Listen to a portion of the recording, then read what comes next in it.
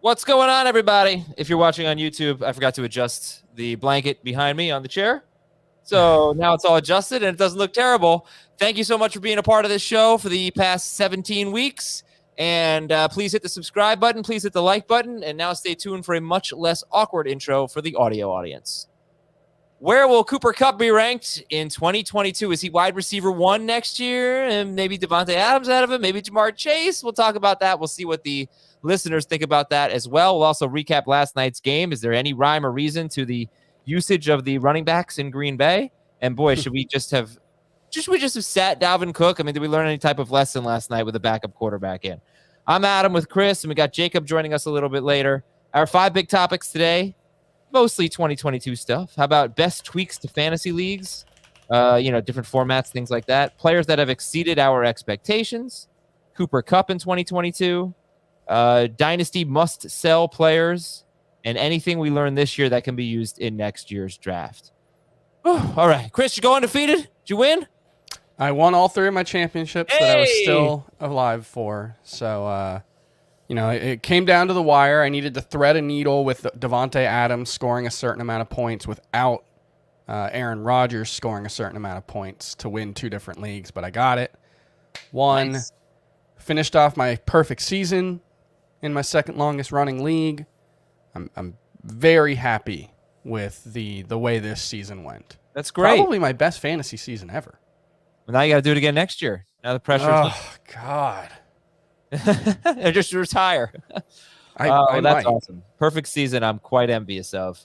All right, let's get down to business here. 37-10 Packers.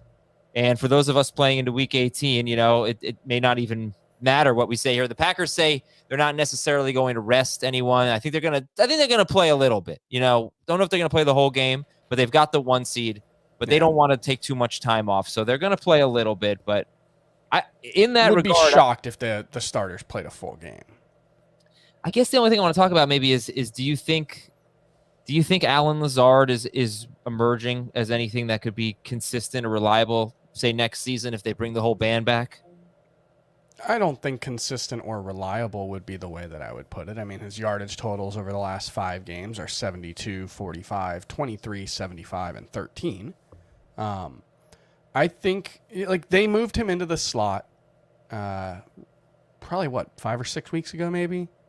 And we have seen a little bit of a boost in production from him, but I still think you're looking at someone who's a wide receiver 4 moving forward. I think he's talented, but he got 54 targets this season. I just don't think there's enough there. Terrible game for Dalvin Cook, 13 total yards. Man. And also left with an injury late in the third quarter. And quite honestly, I don't know if he came back. They didn't have the ball much after that. But it's something to keep an eye on for Week 18 if you're playing. They may just shut it down, and they got Chicago next week. Mm-hmm. And Jefferson was fine, 6 for 58 on 11 targets, but certainly not Jefferson. Osborne happened to catch a touchdown. Sean Mannion was really, really bad. It was awful. And you can't hold anything against anyone in that game because of it, because he just, I don't know. He didn't look like this feels like it's kind of a pandemic. Oh gosh, I don't want to use that word, but across the NFL, there are these backup quarterbacks who seem to have no competition for their job. And then they actually, the Giants yesterday is the perfect example where, how can Mike Glennon be in the NFL again after that game? Yeah, he's been in the NFL for so long. How can a team, actually look at Mike Glennon and say, that's someone that makes our roster better and improves our chances of winning? Maybe he's a really great guy to have around, but, Sean Mannion just didn't look like someone who can do anything really on an NFL field. He looked totally overmatched. The Packers are a tough matchup, but it's a bad sign for Kellen Mond that he's seemingly so far behind Sean Mannion. Yeah, and Mike Zimmer was asked if he wanted to see Kellen Mond next week, and he said not particularly or something like that. The quote was I see enough of him or something, or I see him every day. It was something really dismissive. Yeah. He seems pretty angry with the way the season has gone. Well, he's about to get fired, so. Oh, if he got fired, I would hope the Giants would scoop him up. That would, I wouldn't. He wouldn't be a free agent for long if No, I were the GM of every team. Well, unfortunately, Joe Judge gets to pick the Giants' next GM. I don't think that's the case. Minnesota is the 9 seed right now. They have been eliminated. There's only one team in the NFC that's currently out of the playoffs that is still alive, and that is New Orleans. Yeah, 3 teams fighting for 2 spots. I believe if the I don't think Steelers so. lose, no, I think our website has the Eagles as in. Oh, okay. So 2 teams fighting for 1 spot. I think in the AFC, if the Steelers lose, it's down to 4 teams for 2 spots. Let me see. The AFC, we know the Chargers and Raiders are one of them. If the Steelers, oh yeah, Baltimore's still alive, huh? Yeah, you're right. I believe the Steelers lose tonight. And what's the scenario? If the Steelers lose tonight and the Colts lose on Sunday, then the Chargers and Raiders would both get in with a tie. Yeah, more realistically, if the Colts lose, which they won't, they're at Jacksonville. But if the Colts lose and the Steelers lose, then I think the Ravens would be in with a win next week. Yes, assuming that the Chargers and Raiders don't tie next week. Don't tie, right. Which Chargers, Raiders in prime time for a playoff spot. And let me tell you, man. Or to just tie. Just kneel the ball. Yeah. Hey, just kneel the ball 40 times each. That's funny. The Chargers are not a team I'd want to face in the playoffs. No. They are healthy on defense. Their entire secondary was healthy yesterday. And Justin Jones is the man, and their defensive tackle, and they're dangerous. And they almost beat the Chiefs, and that could be a first-round matchup. Right? That would be incredible. That could be 7 versus 2. That would be an incredible first-round matchup. All right, Jacob's waiting patiently, so let's move on here.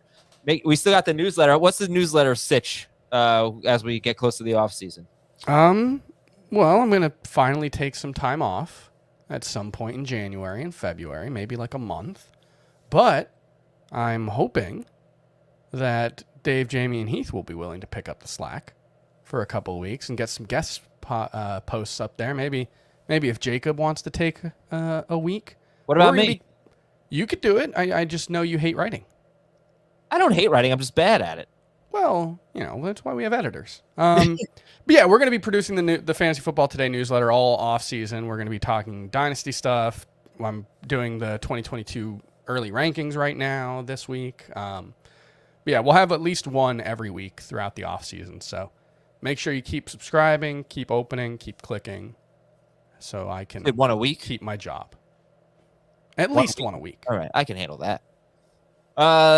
Some news and notes other than the stuff you probably already know, like Michael Carter leaving with the concussion and all that. Some offensive line injuries to keep an eye on for 3 playoff teams, or at least 2.5 playoff teams. Kansas City right tackle Lucas Niang left in the first quarter, and Cincinnati left guard Quinton Spain left in the second quarter. Chargers center Corey Linsley left with a back injury. Cornerback Xavier Rhodes for the Colts, he left with a hamstring injury. I have no idea the severity of any of these. But it could be a Le'Veon Bell show in Week 18, as both Ronald Jones and Keyshawn Vaughn got hurt in Week 17. So we'll keep. I didn't see Keyshawn Vaughn got hurt. Injured ribs. That's interesting. In terms of who's going to sit and who's going to rest, all I saw so far is that the Bucs are not resting players. The Packers, the way they're talking, it seems like, I don't know, maybe a half, something like that. And Washington's going to start Taylor Heineke, but Ron Rivera said, alluding to sort of looking at younger players. I don't know what that means for them. Michael Gallup tore his ACL, and Seattle linebacker Bobby Wagner sprained his knee. Probably won't need surgery or anything like that, but you should not expect to see him in Week 18, which could mean his last game as a Seahawk ends with injury, which would suck. All right, Jacob Gibbs now staring at the 2 seed, doesn't even have the Chiefs jersey or starter jacket on. Is it Karl Anthony Towns? Sure. Yeah, this is an old shirt. Yeah. There you go. I like it. Good afternoon, Jacob. How are you?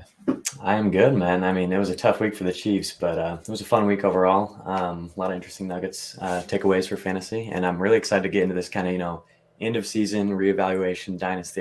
This is my favorite time. You know what I mean? Just really digging into the data. So I'm pumped. And how about Braxton Berrios? Okay, Jacob told you, right? Braxton Berrios.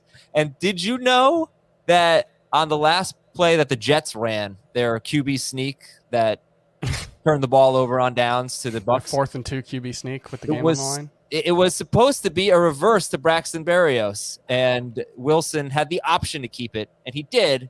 And Saleh said if they had handed it off to Berrios, it would have been a first down, and they would have won the game.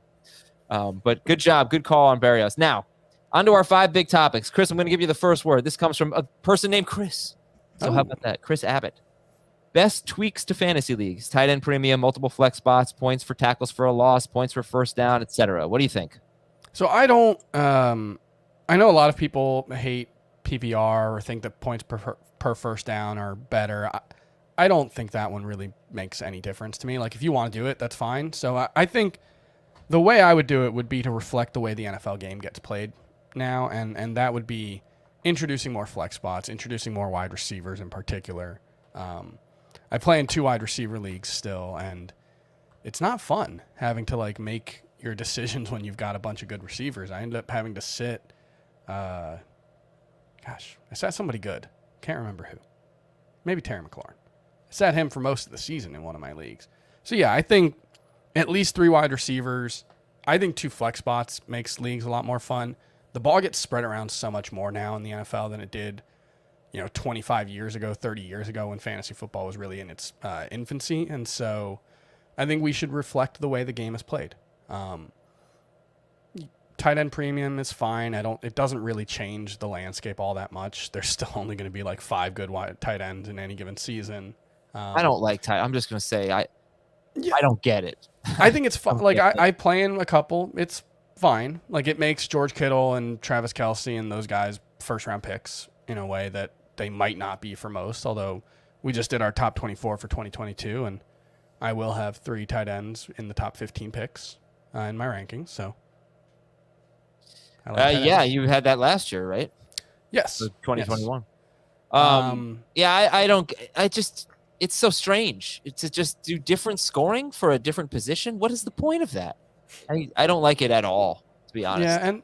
Yeah, and then I think playing around with the roster spots, playing around with, I've had an idea for one of my leagues that I've always thought would be fun. You get 1 mulligan per year that you have to use in the first half of that player's game. And so if a player gets hurt in the first half or gets off to a bad start, you can use it, but you get 1 per year. You can't use it again, and only in the first half of a player's game. So stuff like that, just to have a little more fun, have a little more flexibility. I'm always down for keeper leagues. I'm always down for salary cap drafts, auction drafts. But I'm also not a particularly inventive person. So maybe Jacob has some more fun ideas. Can you use that mulligan in the playoffs? Yeah, sure. If you held it in your pocket. I've never actually done it in a league. I've always thought it would add some really, really interesting strategic wrinkles because someone would use it in the first week. What about, do you have to, if you use the mulligan, can you replace that player with someone who's already played or someone who still has yet to play? I think it would have to be someone whose first half is not over. Okay. I think that's the way the rule would be for me. I'm all about adding flexes, and I think 10-team super flex is great. 12-team super flex is fine, but if you get some injuries there, it's really tough. But adding roster spots, fewer bench spots, and more starters. One thing we've done in one of my hometown leagues is we just removed the tight end position and just made that a flex. And I feel like I've never really heard that. You hate that? You still can use tight ends. I mean, tight ends are still viable. You have to use a tight end. Why? You should have to have fun. Then why do you have to use 2 running backs? Why do you have to use a quarterback? Why do you have to use any of them? No positions. Because there's plenty. There's no like worry about finding a quarterback or running back. Right, but that's part of the strategy. It's strategy. What are you going to just punt? You say, oh, we don't play with catchers. We play fantasy baseball, no catchers. Who would do that? That sounds more fun, yeah. No, there's strategy involved in it. Don't take the easy way out, Jacob. I like it. I like tight ends, but I'm also a weirdo who likes kickers. No, tight end is my favorite position. I think having to figure out how to balance, is Travis Kelce worth a first round pick? Yeah, I love it. I think that adds a really interesting wrinkle to the game where, you're kind of cutting off this entire position. Well, you're not cutting it off. With the exception of 5 guys. I mean, who would you have started in a no tight end league this year? Right. Kelce, probably Andrews, only 5 Kittle. or 6 guys. Yeah. But you can still you get values on those guys. Like I got Kelsey in like the 3rd round because people didn't necessarily know how to handle it at first. I'm like, just view him as a receiver. He's still like a top 8 receiver. You know what I mean? Yeah. He's still, it makes it interesting, but I get what you're saying. It does make it easier. Topic number 2 from Morgan. Who are the players that have exceeded your expectations? And that would be go to Jacob for that first. So the most obvious one is Cooper Kupp, but Kupp. Our next topic is Kupp. Right, yeah. I really want to hit on Deebo. He's the other like really obvious one. But like just what we saw from him this year, I think was honestly more unprecedented than what we saw from Kupp or really anyone. He made a leap from a 22% target per route run rate through his first 2 years to 26 this year, which is like really impressive on its own.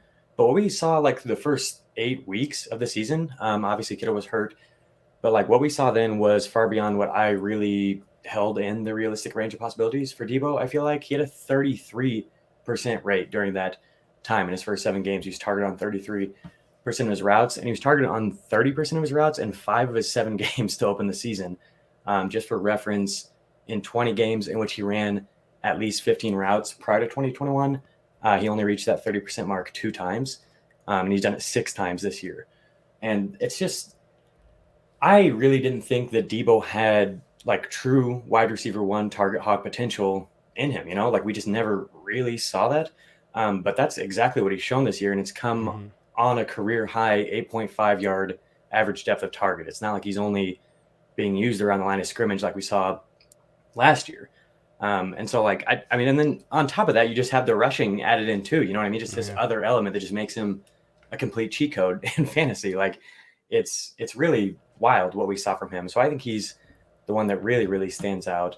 Another guy that I think will of course fly under the radar, because I'm always pounding the drum for him and him flying under the radar, is Diontae Johnson. And you're probably shocked to hear me say that, Adam, because my expectations for him are so high. I think I comped him to, his early career trajectory to Michael Thomas going into the year. And still I'm here like saying that I'm really impressed by what we saw. I think what we saw from him, like considering how bad the situation in Pittsburgh was really, really impressive. He maintained like the truly elite target per route run rate that we saw last year. He was 3rd in the NFL this year in targets per route run. And that came while increasing his average depth of target by 10% from last year to this year. So he's drawing targets at an identical rate to the breakout year last year, even with those targets coming deeper downfield. And he also finally like improved his efficiency. That's something that I know Heath rags on him a lot for, and just everybody, like a lot of people think he's like not actually a good player, that just Ben favors him. But like he was really pretty efficient this year. He's one of 15 players with a yard per route run rate above 2 yards. And just to see him maintain just the target dominance basically every single game and just be consistent, even with what was going on in Pittsburgh, I think was really, really impressive. I still don't think, do you think people are giving him his due as like a top 10, top 12 guy going forward? Or do you think he's still just going to be considered a wide receiver 2 type guy? Well, let's see. Well, I did not put him in the top 10, but it was not an easy call. Yeah. He's a top 10 guy for me. He's been a top 10 guy for me all season pretty much. Sorry. Yes, I should clarify. I didn't put him in my top 10. We did 2022 rankings going forward. He missed the cut, but I kind of forgot about him. But you forget about him, right? That's just how it goes. And it's just like, yes, he's just doing his thing. He's just like continuing to be like a premier target hog. Like either. Right? I didn't put him in. I didn't put Michael Thomas in. I'm putting him in. I'm taking Calvin Ridley out. Calvin Ridley was my number 10. I'm gonna put Diontae in there. And then another receiver that I just want to hit on in detail real quick is Michael Pittman. I don't think anyone really increased from like 2020 to 2021, increased their rates the way Pittman did. His target per out run rate is up 41% from his rookie year to this year. He was bad. He was really bad. Yes. In terms of targets per route run, yards per route run, catch rate, touchdown rate, like whatever efficiency metric you want to use, he was pretty consistently like 138th out of 140 players. It was a really discouraging year. If you look at other rookies who have had the types of rookie year that he did, like it's a really, really gross list. I was like all the way out on Pittman going into 2021, but like target per run rate up 41%, and that was with his average depth of target increasing from 8.3 to 9.8 yards. And then yard per run rate was up even more, 43%. And then he did it with consistency too. He was targeted on 25% of his routes in just 1 of 13 games as a rookie. He hit that mark 8 times this year, and he topped 27% he topped out at 27% in year one. That was the highest he had all year in any game. He just really didn't show like any signs of target hog potential, and that was even with Hilton and everybody out last year as well. You know, he didn't really have much competition, but he didn't draw targets at a high rate. And then this year, he's hit that 27% mark that he topped out last year 6 times, and he's topped 30% 4 times, and that's like true target hog potential. That's wide receiver 1 stuff. And so I really didn't think that was in his wheelhouse. I just did not expect that we would see anything like what we saw from him this year. So I think it's not as like impressive as Deebo, but in terms of like really unexpected, I think what we saw from him stands out more than almost any player for me, really. So Deebo, Michael Pittman, and Diontae Johnson for you. Yeah, I mean, there's other guys. Hunter Renfrow, Joe Burrow really surprised me this year. I thought he was excellent. Jalen Waddle, and then I guess Amon-Ra St. Brown as well. I'm not entirely sold on all these guys, but like what they did was unexpected to me for sure. Mm-hmm. Yeah, like Waddle, Diontae, Hunter Renfrow, and Amon-Ra St. Brown. It's kind of like a nesting doll situation where there's like just each one's just a better version of the next one. But the thing I struggle with all of them, and particularly Renfrow and NARSB, is like Renfrow was on pace for 840 yards and 6 touchdowns before Darren Waller's injury. Amon-Ra St. Brown was basically useless for fantasy until DeAndre Swift and TJ Hawkinson went out. And so, and even Waddle and Diontae to a certain extent, like their roles in their offenses are partially a function of, I don't know if the right word is the dysfunction of their offenses, but the limitations of the quarterbacks that they're playing with. Because Waddle gets so many targets on those quick RPO reads, and he's really good at that. Mm-hmm. Diontae gets open really, really well, really, really quickly. And Ben doesn't want to hold the ball. And so I do wonder if, like, in different situations, can these guys be as good? But that's true of Devontae Adams. That's true of Cooper Kupp. You know, like, to a certain extent, everybody's a product of their situation. So... Except theirs isn't changing. That's the problem with Diontae, is the uncertainty, right? Well, but it's also true of Renfrow. It's true of Renfrow. Yeah. Amon-Ra St. Brown. It's true of Waddle, potentially. I crapped on Renfrow a little bit, yes. Not exactly, but I just, it is so obvious what has happened with Hunter Renfrow to me, and it's exactly what you said. It's Ruggs and Waller. But the thing that's really hard about that is it'd be one thing if these guys were going out there and getting 11 targets per game and averaging 6 yards per target. But Renfrow and Amon-Ra St. Brown have actually been quite efficient. Yeah. During these runs. So it's not like Ricky Davis throwing up a shot on his own basket to get a rebound for a triple-double. You know, it's not like that's the thing that's really hard about them. To me, it's not. I don't think that you build your offense around Hunter Renfrow. 100%. We've seen how mediocre that offense has been. Right, exactly. Yeah. If Waller's healthy, if they add a wide receiver, they're going to have to add a wide receiver in some capacity. I just don't see. Well, I don't want to get off on a Renfrow tangent here. Are there other players you wanted to talk about? I think it's entirely possible that this is like the peak of what we've seen from Renfrow, but still, like, aren't we all shocked by what we did see? Yes. Like, he was legitimately he was cutting into Darren Waller's rates a little bit. He's going to have 100 catches and 1,000 yards. He's a solid player. Don't get me wrong. Yeah. I had no idea that this was possible for him, really. No. Yeah. I would say Josh Jacobs, his pass catching role, and I'll throw Leonard Fournette in that same category. I just didn't think that would happen, but that's the tough thing about passing game roles being so important for running backs is, to a certain extent, they can just change overnight. It did for Fournette. You know, it's surprising that Bernard didn't have that, but for Jacobs, it was really about Drake getting injured. Sure, but he's been the only guy before. You know, like this was the first time they ever trusted him like that. Oh,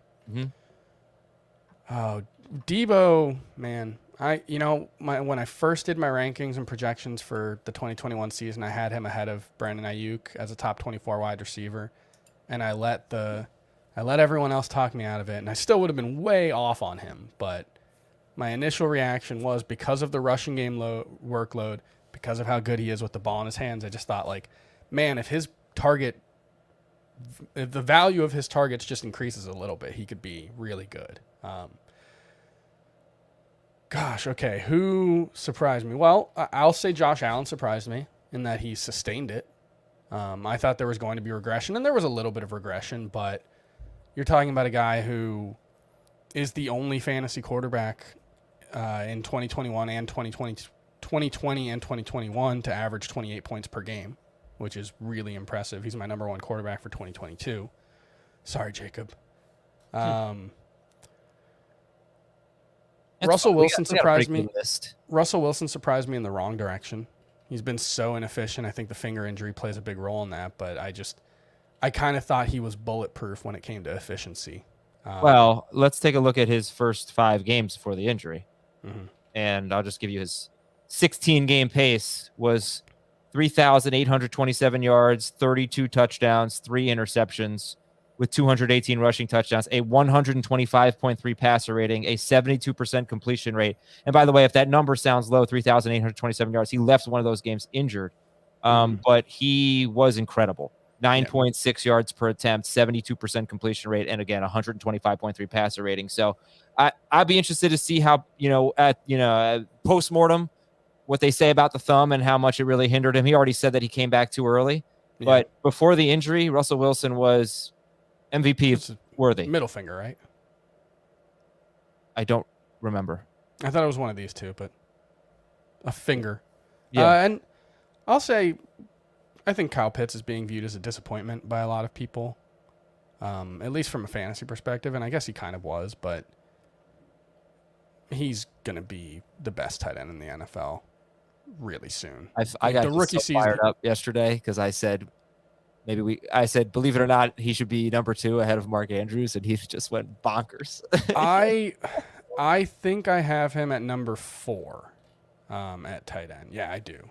Just because I think George Kittle might be the best tight end in football, and it's mostly just about not getting as many targets. But the rookie season Kyle Pitts had, 1 touchdown is bonkers on 105 targets. That's not going to happen again. He had 66 catches for 1,018 yards in 16 games. Even if his season's over, that is arguably the best tight end season since, was it Ditka?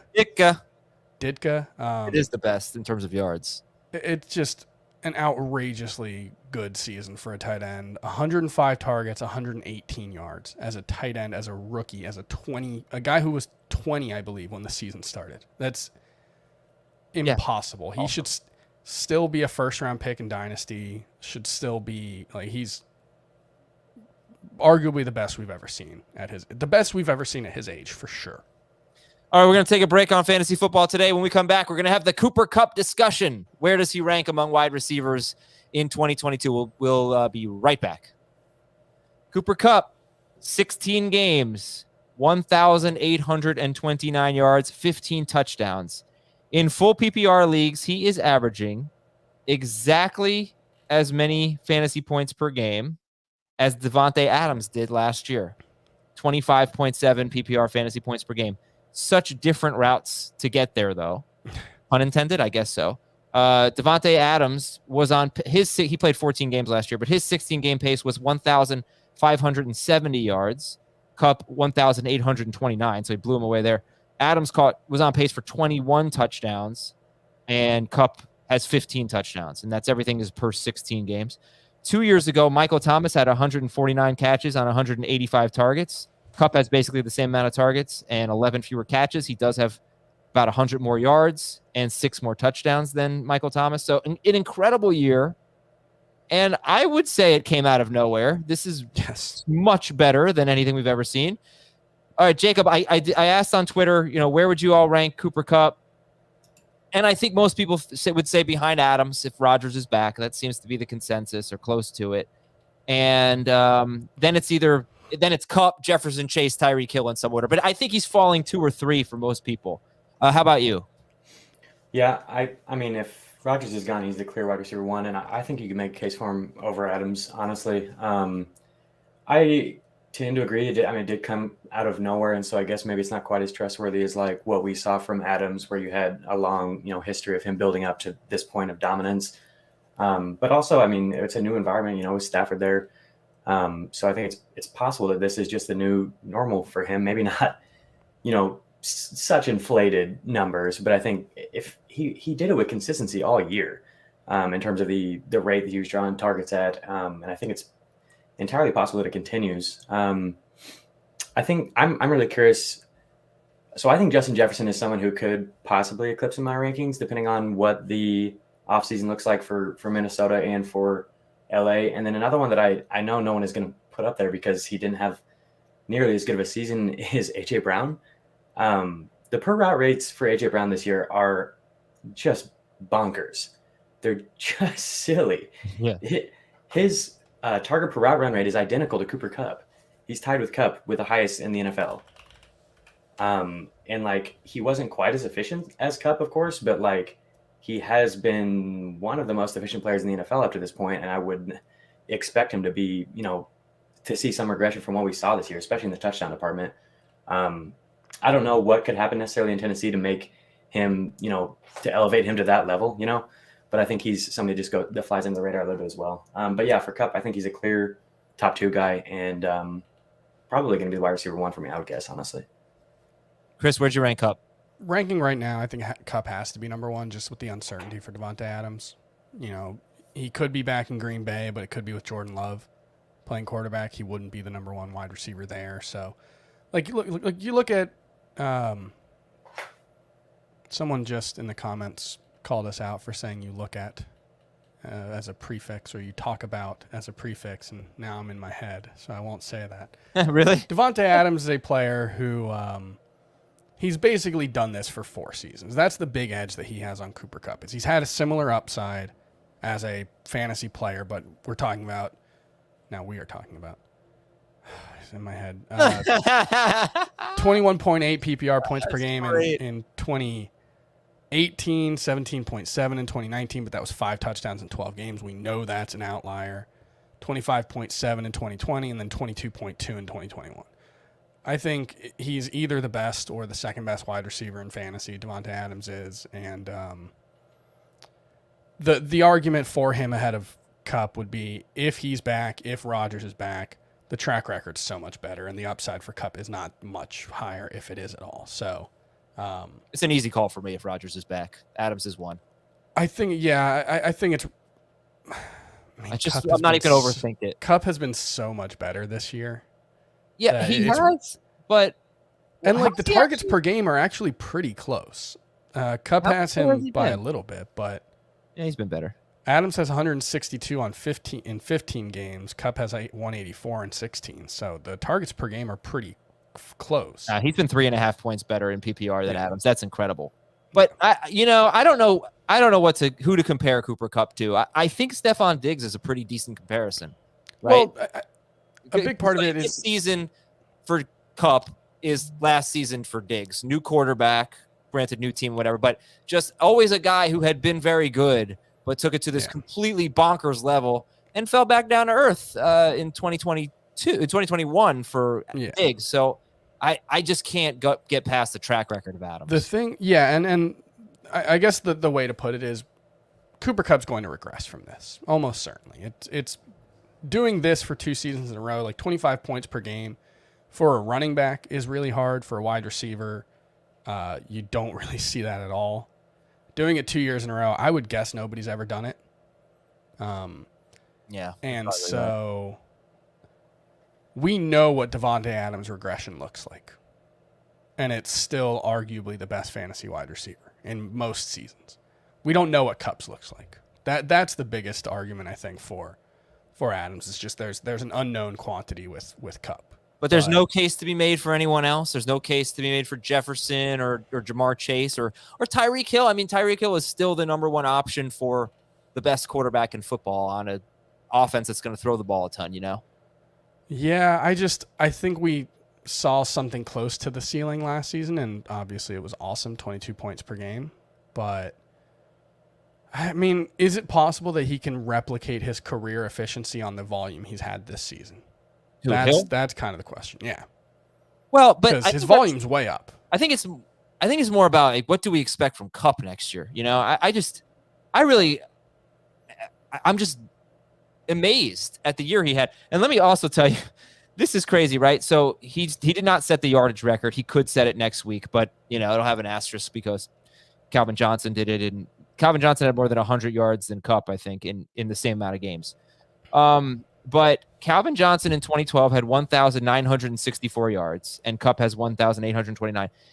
Cooper Kupp has had fewer than 92 yards in one game. That is incredible. 92 or more yards in every game except for one. Calvin Johnson had 5 games that season with 6 games with fewer than 92 yards. He had 5 games with fewer than 52 yards. He had a 329-yard game, but still, you didn't see one bad game all year from Cooper Kupp.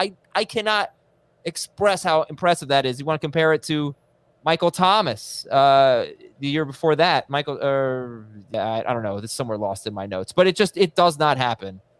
He had 5 games with fewer than 92 yards and 3 games with 37 to 54 yards.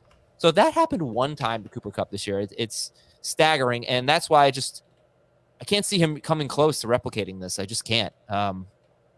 So I think he's probably going to get overdrafted, and I don't really have much else to say. I just think maybe I don't have a great reason for it other than I've seen football and it's really hard to repeat. And if you draft him in the first round expecting him to repeat, I think you're going to be disappointed. Can I just, since you brought up that Calvin Johnson season, can I just share the crazy stat about it? Yeah. I believe he had 5 touchdowns that season, right? Yes. On 204 targets. 204 targets, 1,964 yards, 122 catches. He was tackled inside of the 5-yard line 8 times that season. Tackled inside of the 10, 11 times. That is just bananas. Yeah. 5 touchdowns. That's wild.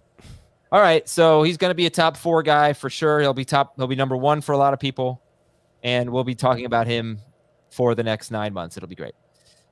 From Demoralizer, in Dynasty, who are some must-sell players? Get something for them before you can't.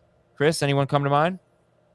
So I think the first one would be like Hunter Renfrow and Amon-Ra St. Brown, those types of players where we just think they ended the season playing over their heads. You know, we talked about on Fantasy Football Today on HQ on Monday about whether Hunter Renfrow is a top 25 Dynasty wide receiver. I think he's in that range, but I also think this is probably the best it's ever going to get for him, and so you should probably try to sell him. And I would also just say, like Damian Harris, I don't know how much you'll be able to get for him, but he's tied for second in the NFL in carries. He's still young, but pretty clear that he's not the number 1 guy, and I think, maybe he gets traded somewhere where he can be, but more likely than not is he's just going to either be in a frustrating split next season or it's Bill Belichick, where Ramondre Stevenson could just push Damian Harris to the bench and he could get 8 inactives next year. So he's one. And Joe Mixon. This was a weird season for Joe Mixon. I mean, the production was finally there, but the passing game role was still pretty frustrating, very inconsistent. He had 7 catches yesterday. It was kind of almost without rhyme or reason, his passing game role. He had last 3 games before the last 2, he has 7 and 6, then 1, 2, 0, and then 4, 0. So I don't know if Joe Mixon, can you rely on him to score 16 touchdowns again next season? So what category are you putting him in? You're putting him in the get something while you can? Oh, sorry. Not get something while you can. Okay. I misunderstood the question. Damian Harris, Amon-Ra St. Brown, Hunter Renfrow, I think all qualify for that one. I'm so sorry, Adam. Well, I don't want people to say Chris Tower. Maybe Ezekiel Elliott. I don't know if people actually value him at this point. He might have more value to keep than to trade. Here's one for you guys. Who do you think has more dynasty value, Ezekiel Elliott or Tony Pollard? Pollard would get more in a trade, I think. He shouldn't. It should definitely be Zeke, but it might not be, honestly. He might not have higher perceived value, which is nuts. I don't know if Pollard's ever going to get his chance. Well, Pollard's under contract for next year, so he's going to be a backup again. Then he'll be a 26-year-old free agent at running back without having proven that he can be an every down guy. The chances of him being a consistent fantasy starter at any point in his career, I think, are pretty slim, barring an Elliott injury next season. Jacob, any players that you'd look to sell, get something for them before you can't in Dynasty? Yeah, Harris made my list as well. I think both Atlanta guys, Russell Gage and Cordero Patterson, like played really well this year. Sure. And it's possible you might be able to get something. Whereas like this time next year, they might be worth absolutely nothing. James Conner is someone I would throw in there for sure. Dawson Knox, I just don't really believe in what we saw at all. That's a good one. He ran a ton of routes this year, so which is like a good thing for tight ends. I always bring up these per route rates, and they can be a little misleading for tight ends, and so I don't want to overreact to the fact that his per route rates were way down in year 3, but they were, and so like I don't know. I don't think it's possible for him to I think we've seen the best we're going to see from Dawson Knox, and he's young, and he's attached to a good offense, so he might be valued really high by somebody in your league. I think he's a tight end 5 right now, right? It's nuts. I don't think he made my top 10 for 2022. Yeah, just the way you accumulated those points were pretty. What was that? I said the way. Oh, yeah, go ahead. No, I mean you've probably said before. I was just saying the way you accumulated the points is just not very repeatable. Yeah, right. He'll have some good games. He's playing with a great quarterback and a great offense, and they throw a lot of touctouchdowns. But true Robert Tonyan. No, I don't think he's Robert Tonyan. I don't. No, Robert Tonyan was better.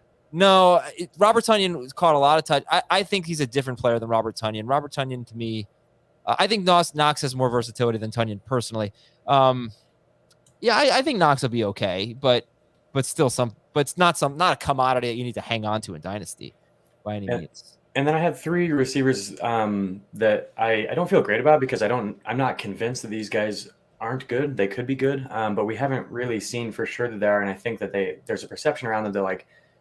They're decent. They're decent young receivers that had decent years this year and could continue to play well in larger roles. The first one is Van Jefferson, and the second one is Gabriel Davis. And those two kind of parallel each other in that they're attached to good offenses. They're young. They're deep threats.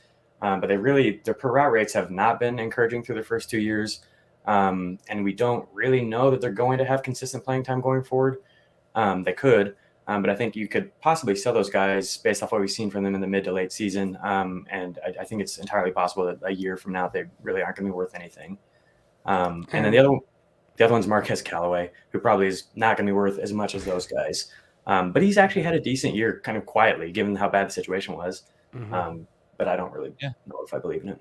And then you got to throw in receivers in their 30s, especially ones who have started showing injury-related decline, like Adam Thielen last year would have been a good time to sell him. So I think DeAndre Hopkins is the obvious one there. In Dynasty specifically, I would say Amari Cooper is still quite young, but, not a lot moving in the right direction for him. If you're assuming CeeDee Lamb is going to take a big jump at some point, that's going to cost Amari Cooper probably. And Tyler Lockett. I mean, we actually haven't seen many signs of decline for Tyler Lockett. He had arguably one of the most efficient seasons by a receiver in the NFL, 1,077 yards on 102 targets with 6 touchdowns. It's really, really good, but he's getting up there in age. And Jacoby Myers. If they add talent, and I think he's pretty good, but he's clearly just a guy also. If they add talent, it's going to come. He mostly matters for fantasy because of volume. So he's one guy I would be looking to sell. And I'm on the fence on this guy, but I don't know what the future holds for Kenny Golladay. He has had such a bad year, 499 yards and no touchdowns. And he's very injury prone now. It's just, he's 28. And he's old. Does he have any value? I think so. I mean, I would take him in Dynasty or ahead of every wide receiver. Well, not everyone, because Chris mentioned some pretty high-end guys. But, Marquez Callaway, Russell Gage, Gabriel Davis, I still would have Golladay ahead of them. I think there's a lot of people who would rather have Gabriel Davis. I would, yeah. I would not, but I wouldn't either. Golladay was a legit number one, I mean, even with David Blau at quarterback, he was putting up numbers. You want a controversial one? Yeah. What about Terry McLaurin? No. He's 27. I'm a buy. I think he's good, but I have no reason to think that quarterback situation is going to be better in 2022. He's old-ish for a guy who is perceived to be young. He'll be 27 by week 2 of next season. I don't know. I don't know if he's going to make that elite leap like we were hoping for. I think it makes some sense logically, but like I'm too in love with Terry McLaurin to do it. I get what you're saying about the age, but also, hopefully Curtis Samuel will be healthy next year. I love him. I think his skill set is so good. I think the way Ron Rivera used him that last season in Carolina could be hugely valuable if he could actually stay healthy. And he's like 3 years younger than Terry McLaurin and was clearly better than him in college. So just putting it out there. He was clearly better than him in college. Yeah. They were different players. McLaurin, I think, was more like an 18-yard per catch guy, if I recall. Mm-hmm. So he probably didn't have as many catches, but I don't know. I think he was more of a big play guy. I don't really remember.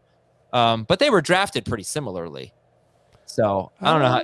I don't know. Weren't they? Maybe. So I don't know. But McLaurin 40th versus 76th. McLaurin is that's not that similar. But Samuel was 2 years ahead of him, despite being a year and a half younger. Yeah, I don't know. McLaurin to me seems like a much more legit number one receiver than Samuel. I said it was controversial. It was. That was your bold prediction going into the year. He never got to play out. That he'd be better. That Samuel would be better than McLaurin, and I guess you can just recycle it for next year. It's incomplete. All right, let me just give me 2 minutes on this last topic here from Adrian. What have we learned this year that can be used in next year's draft? Jacob. I really didn't have much. I feel like we talked about this a few weeks ago. Yeah, people forget. Similar topic, yeah. They weren't listening a few weeks ago. Yeah, Chris, do you have anything? Yeah, I'll just point out this was my first year doing rankings and projections and all that stuff. And obviously the rankings are heavily based on the projections. And this is something that our old friend Ben Gretsch has talked about a lot with regards to like team volume is something that we tend to think is sort of static, where like teams will run a similar number of plays if their personnel and coaching staff are the same and they'll have a similar run pass split. But we know that a 9-7 team in the NFL can easily be 13-3 or 6 and oh man, no, I'm talking about 16 game paces. I'm starting to get off track.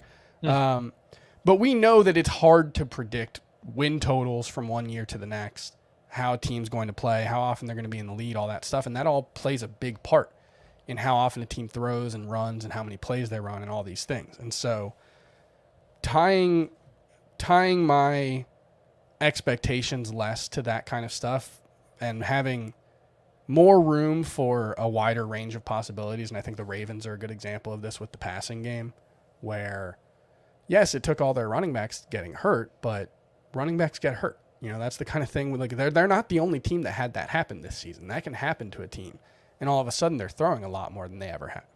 So I think that kind of stuff it's always useful to think in terms of probabilities and in terms of ranges rather than a single outcome when you're projecting and looking forward to the next season. And that is one that I will be taking into account. But I will say, you never want to fight last year's battles.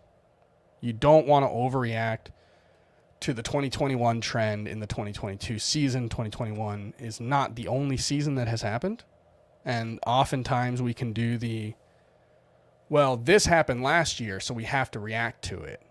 You'll see it with really, really good rookie wide receiver classes where the next year rookie wide receivers will get drafted higher. You saw it with rookie running backs coming off that Joe Mixon rookie class with Christian McCaffrey and a bunch of other guys that the next year got overdrafted because the previous year was so good. So just that kind of stuff. I'll bring up what I brought a few weeks ago when nobody was paying attention. There are only 2 wide receivers currently in the top 12 who are on offenses that are not top 14 in scoring. Let's say top half. Minnesota's 14th, San Francisco's 13th. Obviously, you have 2 top 5 wide receivers there. But the only 2 wide receivers that are currently in the top 12 on offenses that are in the bottom half in scoring are, this is full PPR. Number 8, Diontae Johnson. He will probably, he has a chance to be number 7 by the end of the day. And number 11, Hunter Renfrow. And he is not the top 12 guy per game. So that is going to matter to me. I'm sure I will argue with a lot of people about that, but quality of offense matters a lot. That's how you get the difference between DJ Moore and I don't know. And Keenan Allen, it's like just bad quarterback play can really hurt these wide receivers. So it's going to be more specific. It's not like, well, I think they're going to have the 17th best offense, so I'm not going to get it. No, it's going to be the teams that I think are going to have a horrible quarterback. I'm just probably going to look for value or fade at wide receiver. I'll throw out CeeDee Lamb did take a step forward, but obviously not nearly as much as many expected. He's 16 in points right now. Ended up being drafted as a top 12 wide receiver, I think. DK Metcalf, another good example. Progress doesn't always move as smoothly as we expect. It's not always linear. Sometimes guys take steps back before they take steps forward. So when you're looking at Jalen Waddle, who's 13th right now, probably top 12 per game. I don't have that pulled up. You want to say, well, Jalen Waddle's just going to be better next season. But if they have a different offensive coordinator, if they have a different quarterback, maybe he doesn't get quite the volume of targets that he's gotten this season. So just keep in mind when it comes to young players that it's not always incremental. It's not always forward progress, and it can be easy to get a little overexcited. Forward progress. I like that. Jalen Waddle is 14th per game, not counting Christian Wilkerson, who is 4th per game with 4 catches for 42 yards and 2 touchdowns in one game. Who didn't see that coming? All right. We're out of here. Thanks, everybody. Enjoy Monday Night Football. Oh, I forgot to give this stat. Cool stat on Justin Herbert, who is playing on Sunday night against the Raiders. Winner is in the playoffs. Daniel Popper of The Athletic tweeting, Justin Herbert in 5 career primetime games. 5 games, 1,418 passing yards, 14 touchdowns, 2 interceptions, 65% completion rate, 132 yards, and 2 rushing touchdowns. 132 rushing yards and 2 touchdowns. So expect a big game from Justin Herbert. For Chris, for Jacob, I'm Adam. Have a great day. Talk to you tomorrow on Fantasy Football Today.